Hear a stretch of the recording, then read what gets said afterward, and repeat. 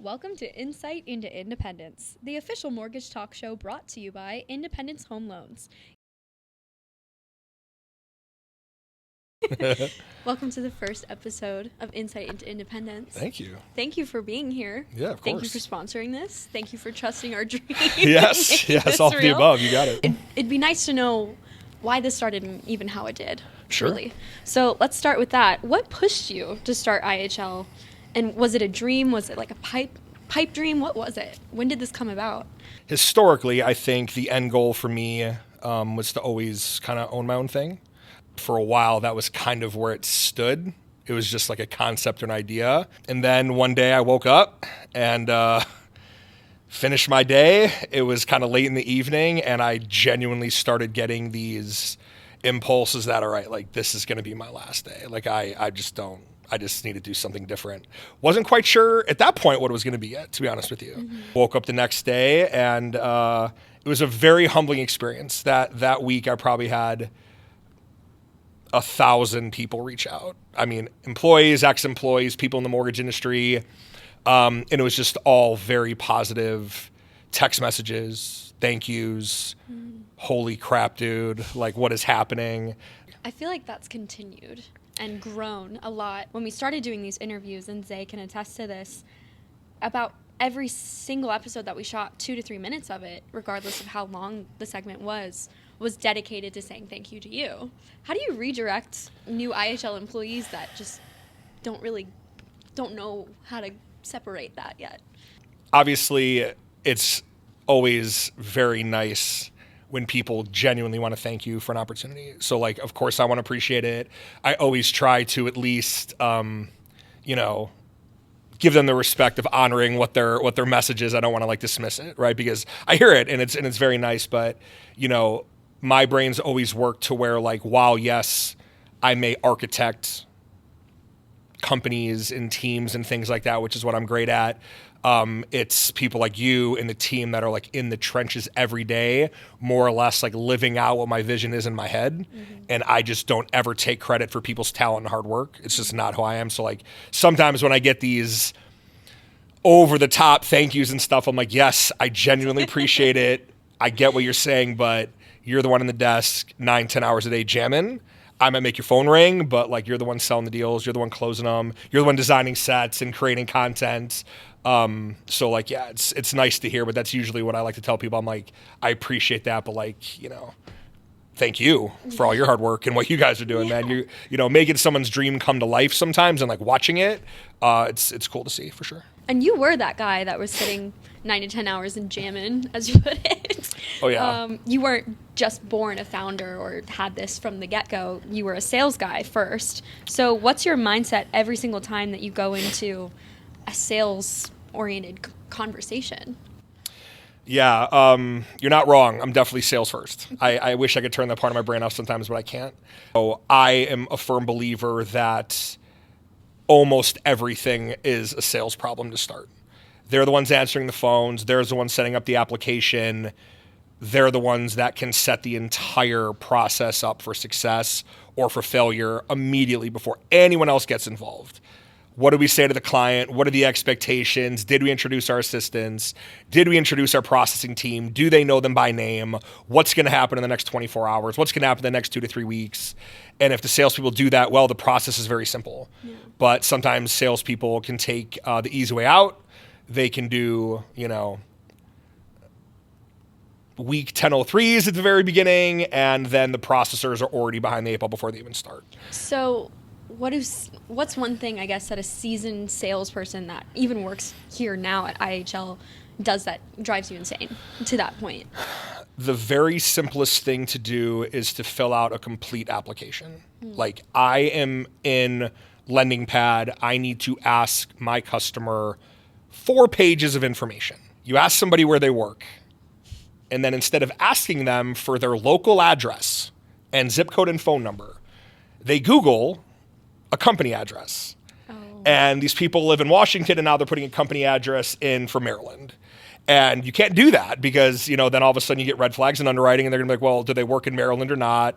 And it's just like, if somebody's been working somewhere for 20 months, they're going to put 2 years and 0 months. Why?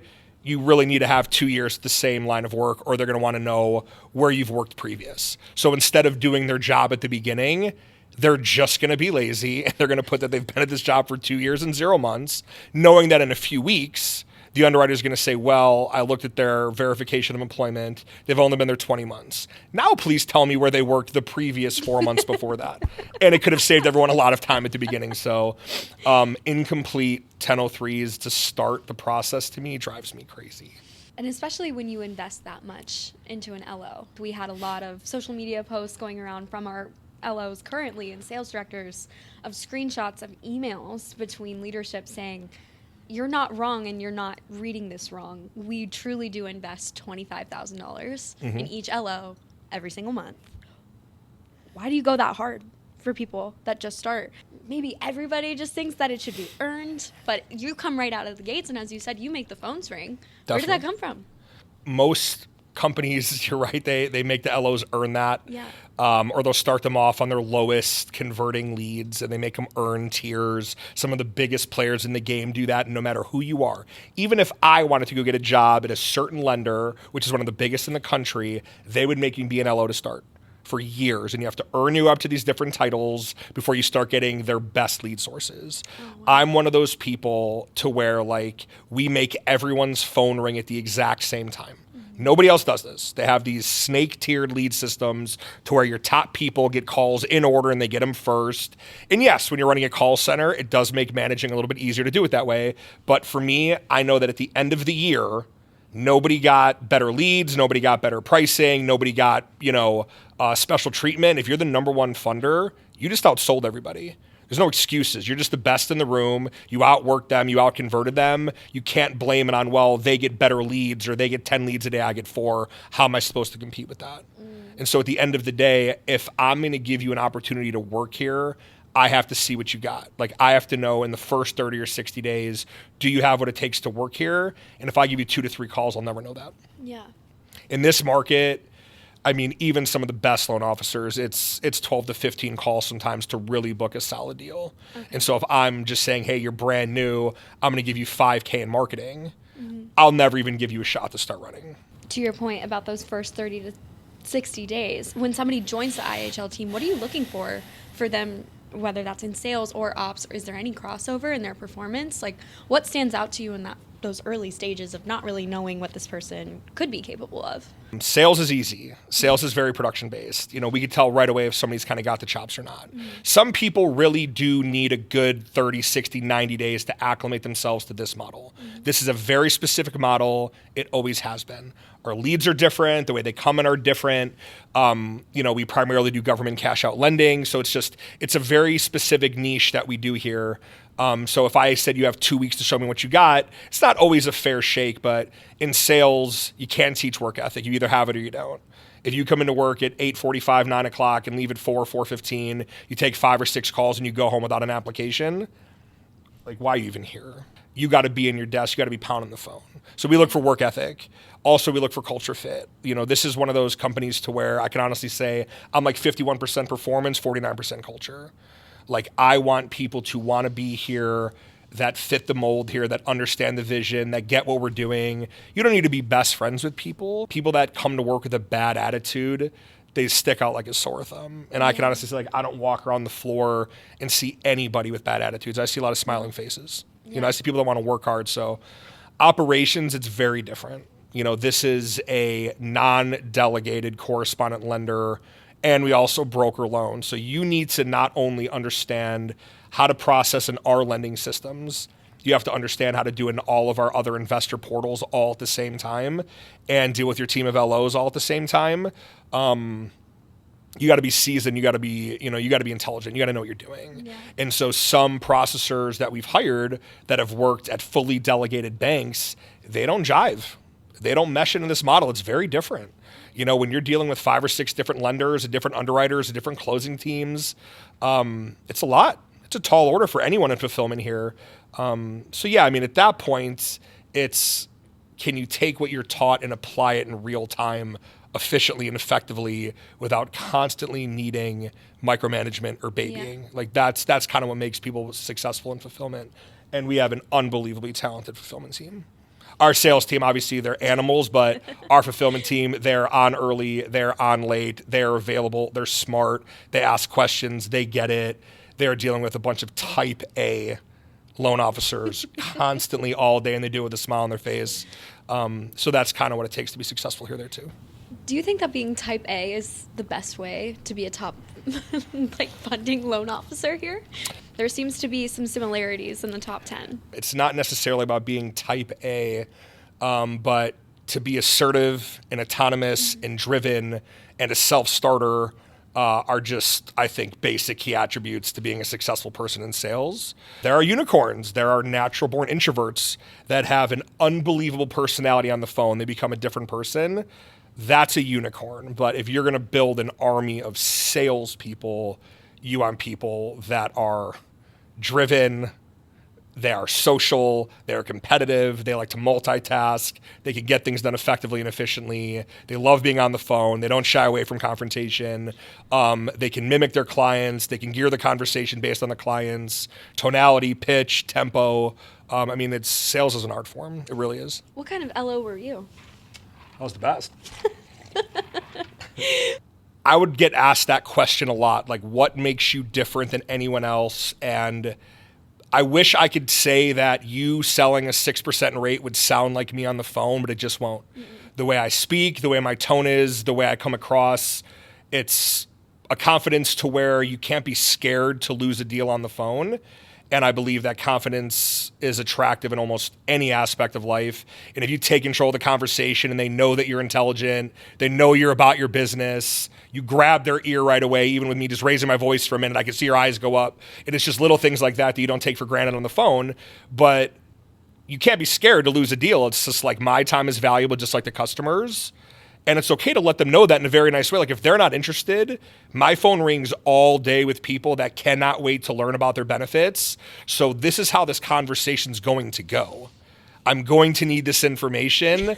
And if I'm not going to get it, then we can part ways right now in a nice way, because you got to be respectful to your clients. But that's how I sold. I mean, if somebody's not going to give me the time of day or verify their address or their date of birth, or we're not even going to get into credit conversations, this call's going nowhere. Yeah. You know what I mean? But the best salesman can take somebody that says, I don't have time. Why are you calling me? Is this about a refi? Right. And an hour and a half later, you booked a deal and you guys are best friends. Yeah. And that's what really, really separates the top 1% in sales is like, I don't hear that. You can say whatever you want to me on the phone. I'm not even listening. Mm-hmm. Like you redirect that, you get them back on track, you remind them of what the phone call's about, who you are, who we are as a company, why we're talking, and you just kind of move right into a 1003.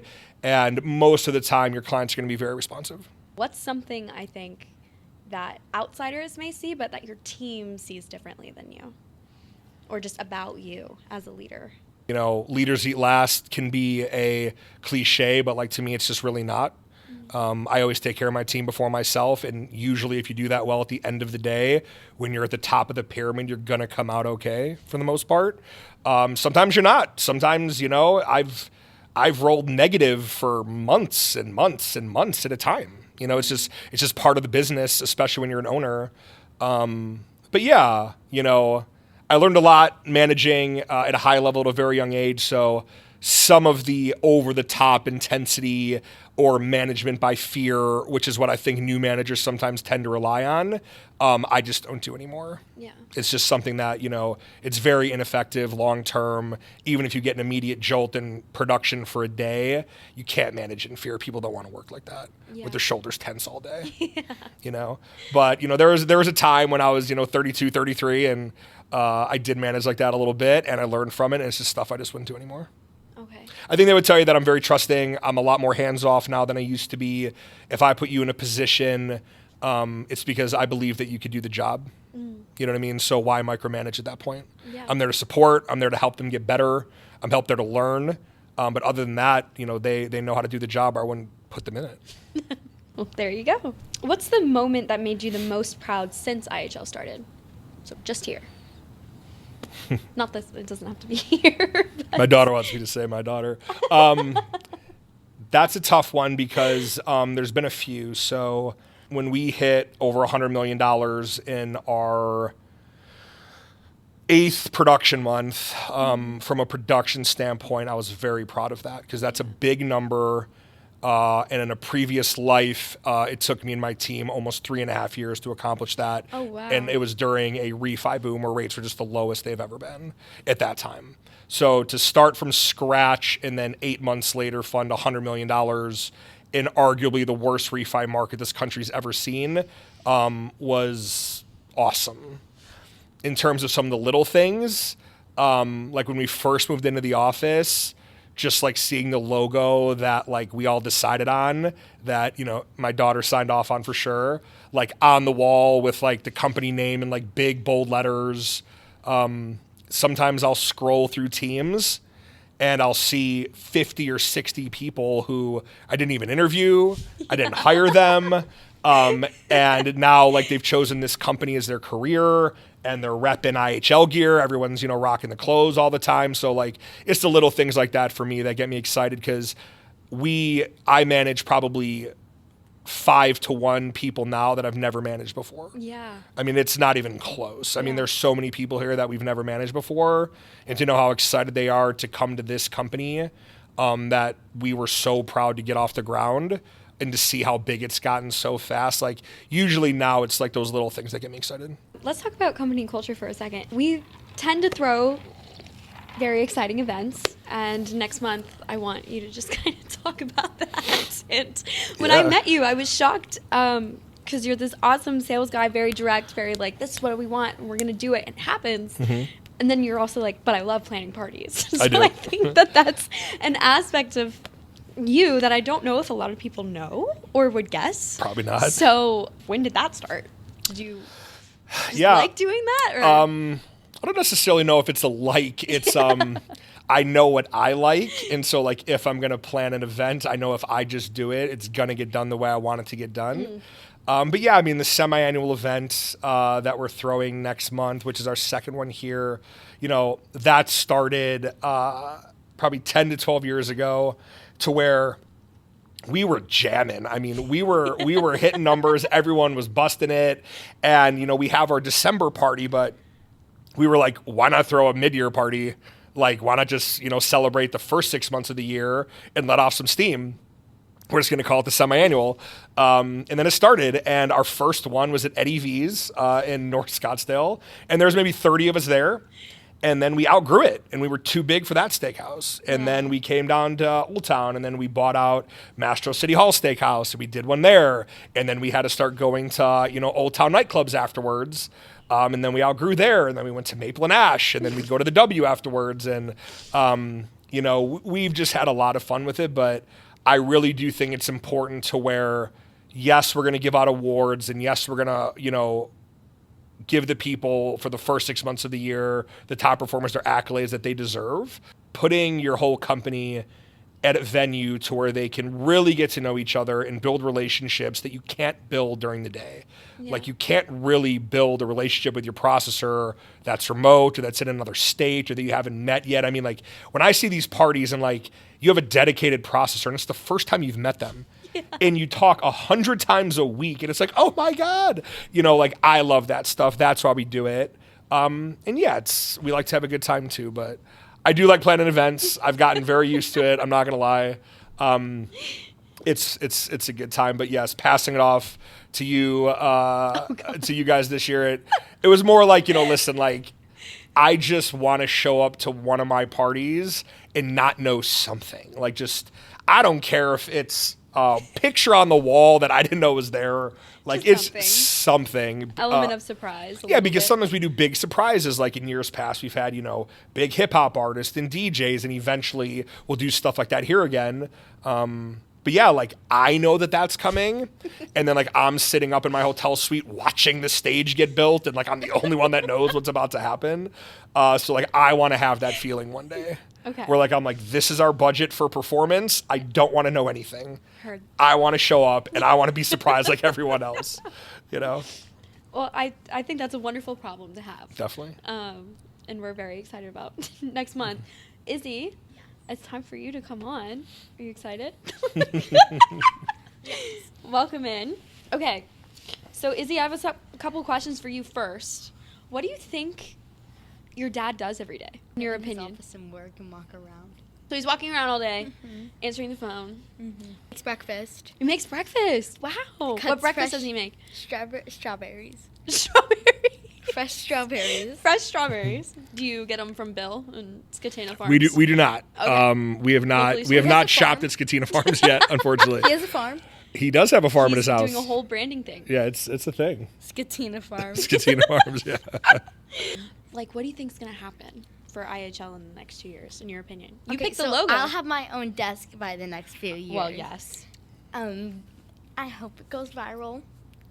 Like on the internet, you hope that we go viral? Yes, that. Okay. Do you want more offices? Where I do really you want one. And do you have one in Illinois? Not You yet. should get No. one there. In And then- Chicago? You know, I just have a weird feeling we might put one up in Chicago just for fun. And then I really want one in Anguilla. You want one in Anguilla too? Yeah. So I could go there In the all Caribbean? time. Yes. Yeah. What's the difference between being a dad and a boss? Do you wish there was more crossover? Oof. Being a dad is just the best thing in the world. Yeah. That's obviously, you know, the love you feel for your kids and such is a little bit different than, you know, the love you feel for your company and your Guys, staff. But I'm his favorite. I would probably say the biggest adjustment for me every day is at work when I say it's just done and there's no banter and I don't have to repeat myself. It's just, yes, sir, got it. When I come home and you ask your kids to do something, that's usually like the very beginning of the conversation. And they don't listen at all. Christian doesn't listen at all. And usually I have to remind myself that like they're not my little staff. But yeah, I'm like, dude, why am I asking you this 4 times? Like, is this a joke? Like, because like Christian. all day long, that's just not how my day goes. So that is definitely an adjustment. Yeah. They have taught me a lot more patience. I'm a lot more patient because I'm a dad. Even though I'm not the most patient, they have instilled a level of patience that I would have never had if I didn't have them. That's for sure. Do you have any questions for your dad, Izzy? About what he does? Which one of us is going to own the company when you retire? Ooh. It's a good question. You wanted it to be me, but Mom also wants me to take her job. That's true. Do both. I would say, yeah, you know, after you graduate school, you know, I'll definitely have you as an intern no matter what. What department would you be interested in working in, Izzy? Do you think you'd do sales or do you think you'd do marketing? Marketing. What in marketing do you want to do? I don't, This? I think you'd be yes. great at this. That. I think you'd be great at interviewing. Thank you, Izzy. Thank you. Thank you. Take your little bunny. Finish it out. Do you have anything else you want to add? Any other closing remarks of your own?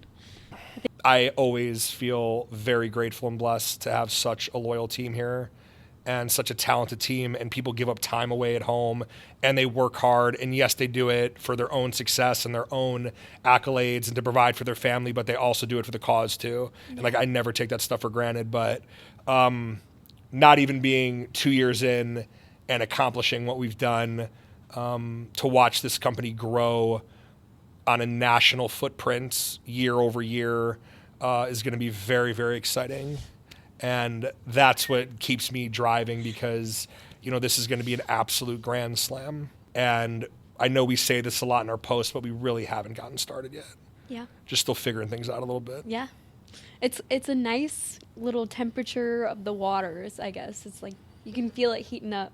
And we have a very, very exciting partnership coming very soon.